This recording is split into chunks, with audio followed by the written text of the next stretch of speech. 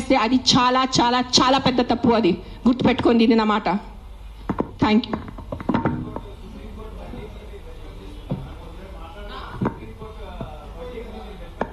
ఏంటో వర్డిక్ట్ ఏదైనా తొక్కతలా ఉందా?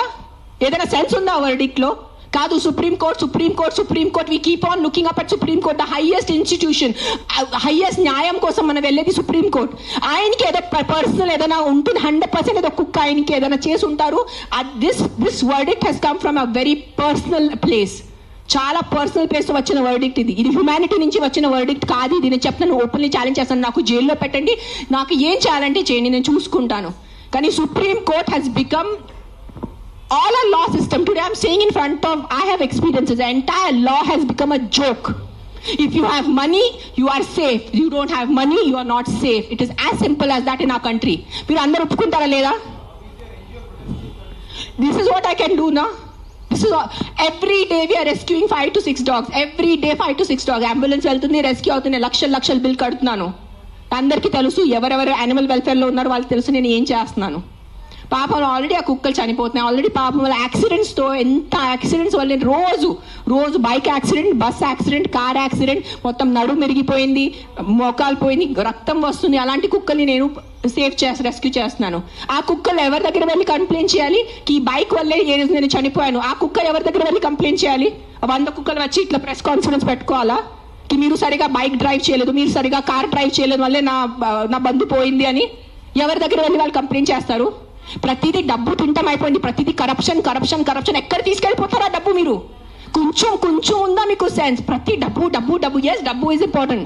నాకు కూడా డబ్బు ఇంపార్టెంట్ ఉంది, నాకు కూడా అవసరం ఈ రోజు డబ్బు. I also need money to live, I also need to have a luxurious life. But that is not the end of life.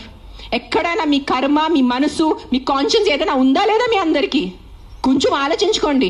ప్రతిదీ GHMC corrupt, politicians corrupt, bureaucrats corrupt, IAS corrupt, IPS corrupt, supreme court corrupt, this corrupt. No one can deny this fact. We all know as Indians today why are lakhs of Indians leaving our country and going because of corruption. ఉండలేకపోతున్నాను ఇక్కడ, సరిగా roads లేదు. కానీ మనము tax కట్టేటప్పుడు కరెక్ట్గా టైంకి time నేను tax కట్టాలి. నెలకి నెల నేను జిఎస్టీ కట్టాలి, నెలకి నెల నేను కరెక్ట్గా నా అడ్వాన్స్, ప్రతి 3 monthsకి నేను నా అడ్వాన్స్ ట్యాక్స్ కట్టాలి.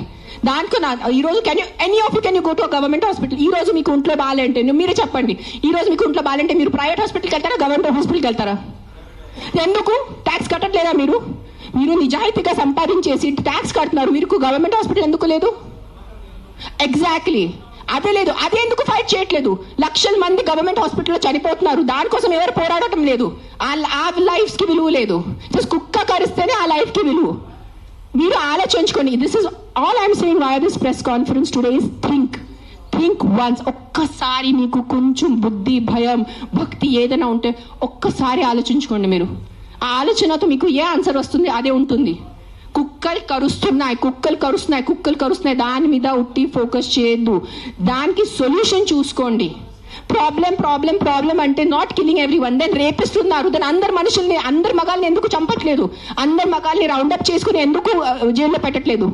Why is the government not coming up with the law ki after 8 PM no man should be on the road?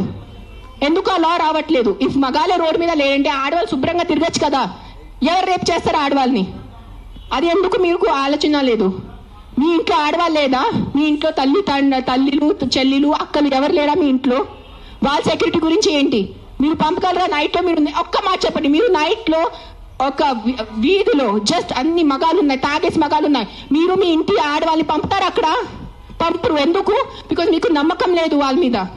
So మీ ఆడవాళ్ళ లైఫ్కి విలువ లేదా? అడ్డదిడ్డంగా ఆల్కహాల్ అమ్మేస్తారు, అడ్డదిడ్డంగా మందుల షాప్స్ పెడుతున్నారు.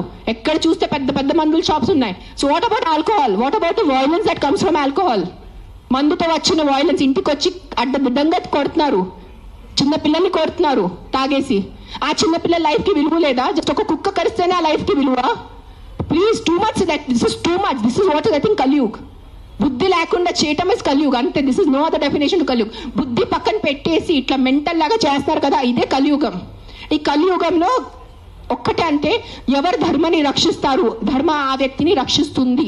అది ఒక్కటే గుర్తుపెట్టుకోండి. ధర్మ